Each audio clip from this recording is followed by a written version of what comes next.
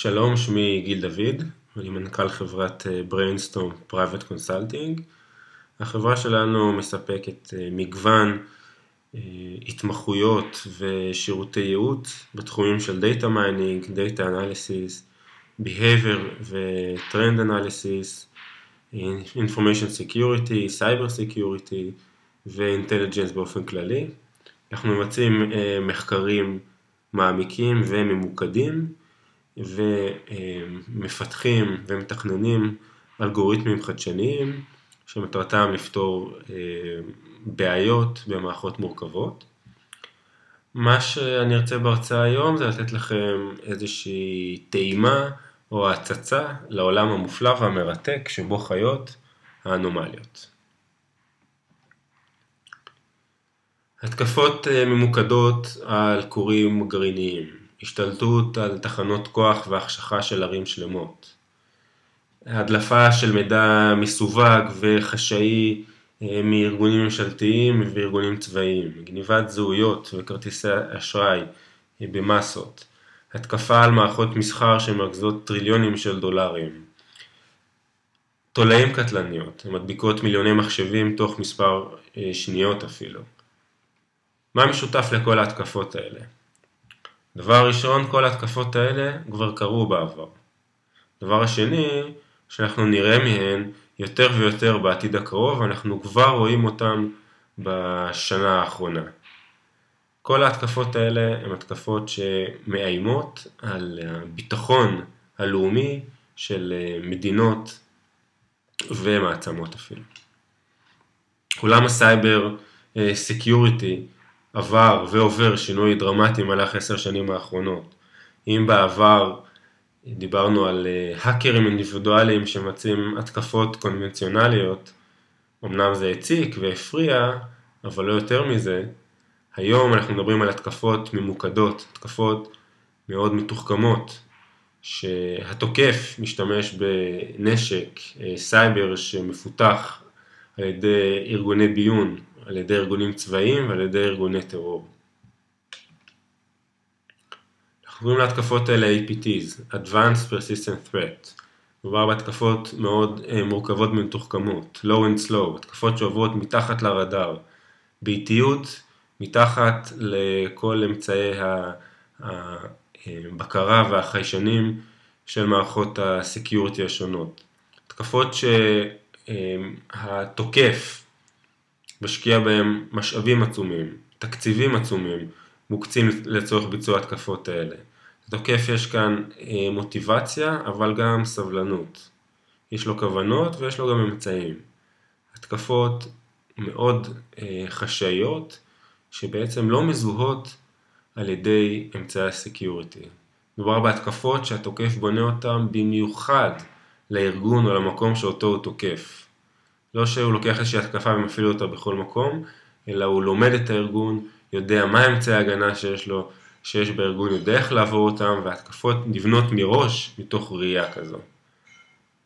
אז מדוע APTs הם כל כך מסוכנים ובלתי ניתנים לגילוי? לצורך כך צריך לדבר בכמה מילים על אמצעי הסקיוריטי הקיימים היום. הרוב המוחלט של אמצעי הסקיוריטי מבוסס על חוקים ועל חתימות. אם זה firewalls, IPS, Network IDS, Host IDS, אנטיווירוסים וכו'. הכלים האלה מחזיקים ומתחזקים דאטאבייסים גדולים של חוקים וחתימות. אם זה תולעים, סוסים, וירוסים ושאר malware. בשיטה הזו, או בדרך הזו, או בגישה הזו, הם מספקים הגנה מאוד טובה וכמעט מוחלטת מול התקפות שכבר נראו בעבר, מול התקפות שיש עבורן חתימות. את שיטת ההגנה הזו אפשר להכיל על רשתות, על אתרים, על שרתי SQL, שרתי מייל, משתמשים באופן כללי. אז איך זה עובד? בכניסה לארגון, אליו מגיע כל המידע, אם זה גלישות, אם זה קבצים, שילדות SQL, מיילים, מה שזה לא יהיה. המידע עובר פירוק, למשל מייל יפורק לתוכן, לטקסט שלו, ללינקים, וגם לקבצים המצורפים. וכעת כל יחידת מידע, כל חלק, עובר איזשהו ניתוח על ידי כלי הסקיוריטי, ובדיקה האם מדובר במשהו פוגעני. לצורך זה הוא משתמש בדייטאבייס שמכיל חתימות וחוקים של התקפות של וירוסים שנראו בעבר, של כל דבר זדוני שנראה בעבר. במידה והוא מוצא התאמה, הוא יודע שזה אכן משהו זדוני, והוא פשוט חוסם אותו, מעיף אותו ומונע ממנו להיכנס לארגון. מצד שני, אם הוא לא רואה התקפה כזו, אם הוא לא ראה איזשהו תיעוד לזה בעבר, הוא נותן לו לעבור, ובדרך הזו המידע ממשיך אל תוך הארגון. אז למה APTs כל כך מסוכנים ובלתי ניתנים לגילוי? כי התוקף במקרה של APT, כמו שאמרנו, יש לו משאבים, יש לו מוטיבציה, והוא יודע לפתח ויכול לפתח את אותם התקפות Zero Day Attacks. מה הכוונה ב-Zero Day Based Attacks? הכוונה להתקפות שלא נראו עדיין, אין להם חתימות, אין להם חוקים, ולכן לכלי הסקיוריטי אין שום דרך למצוא אותם. כי כמו שאמרנו, הוא מחפש התאמה לדברים, להתקפות שתועדו בעבר. במקרה של APT, לתוקף יש את האמצעים לפתח את אותן התקפות, ולבצע תקיפה ארוכה שמבוססת רק על התקפות Zero Day, זה משהו שרק גוף מאוד גדול, רציני, בעל משאבים, יכול לעשות. בדרך הזו, אותם כלי סקיוריטי מסורתיים, בעצם הם עיוורים לאותם התקפות Zero Day Attack, שעוברות אותם כמו רוח רפאים ונכנסות אל תוך הארגון, ובשיטה הזו בעצם מתבצעת כל התקיפה עצמה. אז האם הכל אבוד? האם הכורים הגרעיניים ותחנות הכוח הם בסכנת השתלטות? האם לווייני התקשורת ולווייני הריגול שלנו יום אחד ייפלו בעקבות התקפת סייבר? האם מוסדות השלטון, הצבא, הביון, הם בסכנה של למשל דליפת מידע מסווג? האם הבורסות שלנו יום אחד יקרסו בגלל התקפות כאלה? אז כנגד אותו Doomsday Weapon ו-Attacks, אותם התקפות יום הדין, הגיע הזמן להכניס למערכה את הכלים הכבדים שיודעים לבצע ניתוח וקריאה של המידע, אותם כלים מאוד מורכבים שמשתמשים באלגוריתמים מאוד עמוקים, אבל רק הם יודעים לבצע ניתוח כזה מעמיק של כל המידע שמצטבר, ובשיטה הזו, בדרך הזו, בעצם לאפשר בשילוב עם שאר שיטות ואמצעי הגנה, לאפשר סגירת מעגל ולספק Doomsday Protection, Doomsday Protection כנגד Doomsday Attacks. מה שמוביל אותנו לנושא ההרצאה, שהוא Anomaly Detection, המרדף אחר הגביע הקדוש. אז מה זה אנומליות? אנומליות הן תבניות שלא מתאימות לדברים שראינו בעבר. זאת אומרת, לא מתאימות מבחינת ההתנהגות שלהם, לא מתאימות להתנהגויות נורמליות שראינו בעבר, או למשהו שאנחנו מצפים לראות. אותן תבניות, אפשר לתרגם אותן למידע קריטי, שהוא חשוב לארגון, מכיוון שהוא יכול להראות איזושהי חריגה מההתנהגות הנורמלית, שמשמעה למשל התקפה, או נפילה של איזשהו שרת נניח. מה זה Anomaly Detection? אני מגדיר Anomaly Detection בתור מצד אחד מדע, אבל מצד שני גם סוג של אומנות. זה לא איזושהי נוסחה שמפעילים ויוצא 0 או 1, מדובר במשהו הרבה יותר מורכב, מדובר פה על שילוב ועל היתוך של מספר שיטות וגישות למציאת אנומליות, מדובר על קריאה של מידע רב-ממדי, מידע שמכיל אלפי ואפילו עשרות אלפי ממדים, סוג כזה של מידע הכלים היום לא יודעים לטפל בו, כל כלי הסקיוריטי, אין להם שום יכולת לטפל ולייצר איזשהם תובנות מסוג כזה של מידע. השיטות לזיהוי אנומליות למעשה בונות ומעדכנות פרופילים של התנהגויות בצורה דינמית, למשל עבור משתמש או עבור שרת מסוים, ייבנה פרופיל של התנהגות והוא יתעדכן עם הזמן.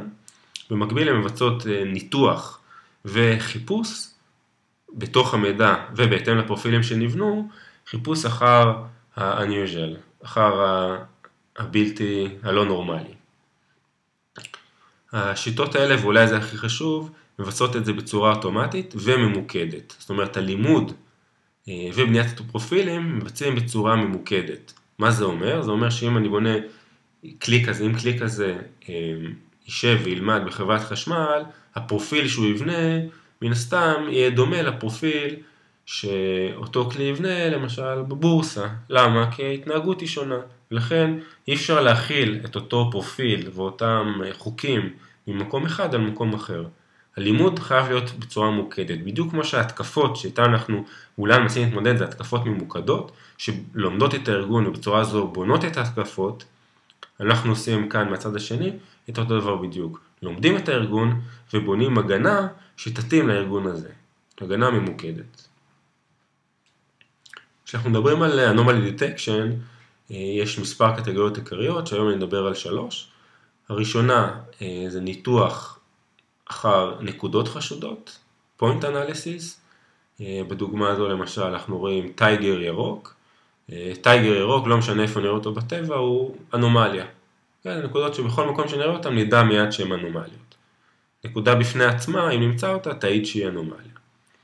הניתוח השני הוא ניתוח קונטקסטואלי, שהמטרה כאן למצוא אנומליות קונטקסטואליות. אנומליות שהאירוע עצמו הוא לא אנומליה, אבל בקונטקסט שבו הוא נמצא הוא אנומליה. אריה בטבע הוא לא אנומליה, איש בתוך חדר הוא לא אנומליה, אבל אריה שנמצא בתוך חדר ויושב על כיסא ליד האיש, בקונטקסט הזה זו אנומליה. והניתוח השלישי זה ניתוח קולקטיבי, נדבר כאן למצוא אנומליות, למשל סקוונציאליות, זאת אומרת רצף של אירועים, שהרצף עצמו הופך את צוואר האירועים האלה לאנומליה. כן, נניח אריה בטבע הוא לא אנומליה, וצ'יטה לא אנומליה, וטייגר הוא לא אנומליה, אבל אם אני אעבור לידי אריה ואחריו צ'יטה ואחריו טייגר, הרצף הזה של האירועים הופך את האירוע הגדול הזה לאנומליה. מה שאני רוצה להדגים זה דווקא מקרה אמיתי, מידע אמיתי שהגיע אלינו מארגון ביון זר, והוא דווקא לא מעולם הסייבר, אלא מעולם המודיעין, שהוא נושק מאוד לעולם הסייבר. למעשה המונח APT הגיע מעולם הביון ועולם המודיעין, וכל אחד יוכל לבצע השלכה מהדוגמה שאני אציג כאן חזרה לעולם הסייבר. אז הדאטה שאני מדבר עליו זה דאטה שהגיע מאותו ארגון ביון, ביצע מעקב אחרי 1,000 מקומות שונים בתוך עיר. כן, נניח בתים בשכונות, בתי קפה, מסעדות, פארקים, מסגדים וכן הלאה. יש לו 1,000 מיקומים כאלה שהוא מוצא עליהם מעקב במשך חודש שלם, ומה שהוא שומר זה את כל תנועת הרכבים בין כל שתי נקודות מתוך 1,000 הנקודות. זאת אומרת, אם בשעה 12 הייתה תנועה של רכב מבית מספר 17 למסגד, אז הוא רושם שהיה אירוע כזה ומתעד את אותה תנועת רכבים. זה מתבצע באופן שוטף 24 שעות ביממה במשך חודש שלם. אותם 1,000 מקומות אפשר לחלק אותם ל6 קטגוריות שונות, למשל בתים בשכונה, עסקים, פארקים, בתי תפילה וכן הלאה. האתגר כאן היה לזהות, ואת מה שהיה כאן זה התארגנות של 3 תאי טרור. יש פה 3 אנומליות בתוך המידע הזה, שנגרמות בגלל התארגנות של 3 תאי טרור, בזמנים מסוימים, במקומות מסוימים, המטרה הייתה לזהות אותם. אז מה שאתם רואים כאן זה איזשהו גרף שמראה את הפעילות, את האקטיביטי, נטוורק של כל הנקודות. מה שאתם רואים כאן זה 1,000 נקודות. כל נקודה כאן מקבילה למיקום, למשל נקודה אדומה מקבילה לבית בשכונה. יש פה 6 צבעים שונים, בהתאם ל6 הקטגוריות, ויש כאן גם 3 אנומליות. אוקיי? אז נקודות זה מיקומים, והקשתות בין הנקודות בעצם מראות תנועה של רכבים בין הנקודות השונות. יש כאן 3 אנומליות, תנסו לזהות, ולא תצליחו כי לא רואים את האנומליות. בואו נעבור לסרטון הבא. מה שעשיתי כאן, פשוט הקטנתי את כל הנקודות, והגדלתי 3 נקודות, שהן 3 האנומליות. 3 המיקומים, 3 המקומות, שבהם היו האנומליות, אותם התארגנויות, ורואים שהן לא אנומליות. זאת אומרת, הנקודה האדומה היא בין כל הנקודות האדומות, הכחולה בין הכחולות, והירוקה בין הירוקות, ועל ידי הניתוח הזה, וההסתכלות הזו, אי אפשר לזהות את האנומליות. מה שתראו עכשיו זה ניתוח שביצענו לאותה רשת מורכבת של נקודות והקשרים ביניהם לאורך התקופות השונות. ביצענו ניתוחים שונים בהתאם לקטגוריות של האנומליות שהזכרתי לפני כן, על מנת לזהות את אותן אנומליות. אז הניתוח הראשון זה ניתוח של נקודות. לקחנו את כל רשת הקשרים הענפה בין המקומות השונים, ביצענו ניתוח, ומה שהמערכת הוציאה זה איזשהו ייצוג של המידע אחרי הניתוח, אחרי ההבנה של המידע, מיצוי כל הקשרים והטלה לאיזשהו מרחב יותר נמוך. מה שאנחנו רואים כאן זה איך המערכת רואה את הנקודות בצורה גלובלית, ורואים שבסך הכל היא מחלקת את כל הנקודות, את כל המקומים השונים, בגדול ל6 קטגוריות, שהן מתאימות לקטגוריות שאנחנו מכירים, וזה אפשרות לפי הצבעים. אבל יש נקודה אחת, 814, שהיא סומנה על ידי המערכת כאנומליה. אפשר לראות שהנקודה הזו באמת רחוקה מכל קבוצה אחרת, ורחוקה מהקבוצה האדומה שאליה כביכול היא שייכת. ומתוך הגלובלי הזה כבר זיהינו אנומליה אחת. כעת עברנו לניתוח לוקלי. בניתוח לוקלי אנחנו לוקחים, במקרה הזה, תת קבוצה של הנקודות. אז פה לקחנו את כל הקטגוריות השונות, וכל קטגוריה נותחה בנפרד. אפשר לראות מצד שמאל את הקטגוריה האדומה, ואת כל הנקודות האדומות. סך הכל הן מתחלקות יפה לקבוצה אחת, ומצד שמאל למטה אפשר לראות את האנומליה שלנו, אותה נקודה 814, שרחוקה לגמרי מאותה קבוצה. אז גם בניתוח הלוקלי, הנקודה שלנו 814 קפצה בתור אנומליה. מצד ימין אפשר לראות את הניתוח של הקבוצה הירוקה. כאן אפשר לראות בתוך התמונה הזו, מצד ימין יש קבוצה אחת של נקודות ירוקות, משמאל עוד קבוצה קצת יותר מורכזת של נקודות ירוקות, ומצד ימין למעלה יש נקודה 641, שהיא רחוקה מכל אחת מהקבוצות האלה. זו הנקודה שסומנה על ידי המערכת כאנומליה לוקלית. אוקיי? אז כבר כאן זיהינו שתי אנומליות, שני אירועים, שני מקומות שונים שבהם היו אנומליות. מקום אחד זה הבית מספר 814, מקום שני, הקבוצה הירוקה, זה עסק מספר 641, בית קפה או משהו כזה. הניתוח השני זה ניתוח קונטקסטואלי. בניתוח קונטקסטואלי מחפשים חריגה בקונטקסט. מה שאנחנו רואים כאן זה נקודה מתוך קבוצת המסגדים, ובציר ה-X זה הימים השונים לאורך החודש, יש פה חודש שלם. בציר ה-Y רואים איזשהו activity level בין 0 ל-5, שהוא איזשהו ציון שהמערכת נותנת לאקטיביטי ברגע נתון במשך היום הזה, על סמך ניתוח שלה של הקשרים השונים שהיו בין הנקודה הזו לנקודות אחרות, באותה קטגוריות, בקטגוריות אחרות, קשרים נכנסים, קשרים יוצאים וכן הלאה. זאת אומרת, איזשהו ניתוח של המידע הרב-ממדי. מה שניתן לראות כאן זו נקודה נורמלית, וניתן לראות שיש פה איזשהו פאטרן, איזושהי תבנית, ולמעשה כל יום, פעם בשבוע, יש איזושהי קבוצה צפופה של נקודות שהאקטיביטי לבל שלה יותר גבוה, ומגיע לאיזשהו פיק באזור ה-4-5, בציר ה-Y באזור ה-4-5, וזה חוזר באופן מחזורי. אז רואים ביום השביעי, ביום ה-14, 21, 28, יש איבנט כזה, איבנט שהוא מחזורי. עכשיו, אותו ניתוח עשינו על שאר הנקודות בקבוצה, שאנחנו יודעים שיש פה איזשהו פאטרן, והגענו לנקודה 336, ונקודה 336, מה שאנחנו רואים, יש לה בדיוק אותו פאטרן, כמו הנקודות האחרות באותה קטגוריה, זה האזורים השחורים שהקפתי כאן באליפסה, ביום השביעי, 14, 21, 28, אבל פתאום ביום ה-18 המערכת סימנה את האירוע הזה בתור אנומליה. למה זה אנומליה? מבחינת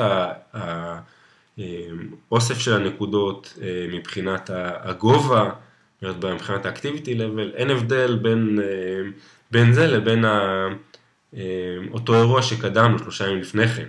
אין פה אנומליה, אבל בקונטקסט שבו נמצא זה אנומליה. המערכת לא רגילה לראות בקונטקסט הזה, פתאום באמצע השבוע, אירוע מסוג כזה. ולכן אני מסמנת את זה בתור אנומליה. אוקיי, והניתוח האחרון שנראה זה ניתוח סקוונציאלי.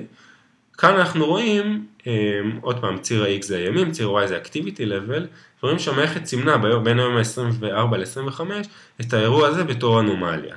אוקיי, גם כאן כל נקודה בפני עצמה, כל איבנט בפני עצמו הוא לא אנומליה. ה-activity level הוא בין 1.5 ל-2. כן, אין פה איזושהי אנומליה. ראינו יותר נמוכים וראינו יותר גבוהים מזה. אבל האוסף של נקודות שהן ברצף אחת אחרי השנייה, ויש להם activity level כזה, הופך את האירוע להיות אנומליה. האריה, צ'יטה וטייגר שעוברים אחד אחרי השני. זו הסיבה שהמערכת סימנה את האירוע הזה, את המטה האירוע הזה בתור אנומליה. לסיכום, אנחנו נמצאים כרגע בתקופה מאוד סוערת ומרתקת, תקופה שבה אנחנו רואים התקפות מאוד מתוחכמות ויפות מכל הכיוונים, התקפות שהושקעו בהן שנים רבות של פיתוח, ולמעשה באמת זה מה שבוצע בשנים האחרונות, פיתוח מאוד מסיבי ויפה ומושקע של התקפות מאוד מתוחכמות, אבל מהצד השני כל עולם ההגנה למעשה קפא על שמריו בשנים האחרונות, והוא כרגע נמצא כמה דורות מאחורי עולם ההתקפה. זה המקום שבו אנחנו צריכים לעבוד קשה על מערך ההגנה, לשפר אותו, להכניס לתוך מערך ההגנה, לתוך המערכה, להכניס את אותם כלים מתוחכמים, אותם שיטות שהם כבר הדור הבא, והן יכולות למעשה להשביח את מערך ההגנה ולספק ביחד עם השיטות הקיימות, לספק ביחד מענה הולם ומוכנות למערכה הבאה שאנחנו למעשה נמצאים כבר בתוכה.